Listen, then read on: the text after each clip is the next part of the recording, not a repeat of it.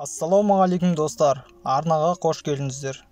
Бүгін сіздер 11/9 көлемді үйдің сызбасымен танысатын боласыздар. Видеоны бастамас бұрын арнаға тіркеліп, лайк басып, комментарий жаза отырыңыздар. Ал ендеше бастайық. Бірінші бізде кіреберіс, оның көлемі 3,42. Келесі бізде ас бөлмесі, оның көлемі 3,53. Келесі бізде жуынатын бөлме, оның көлемі 3,92.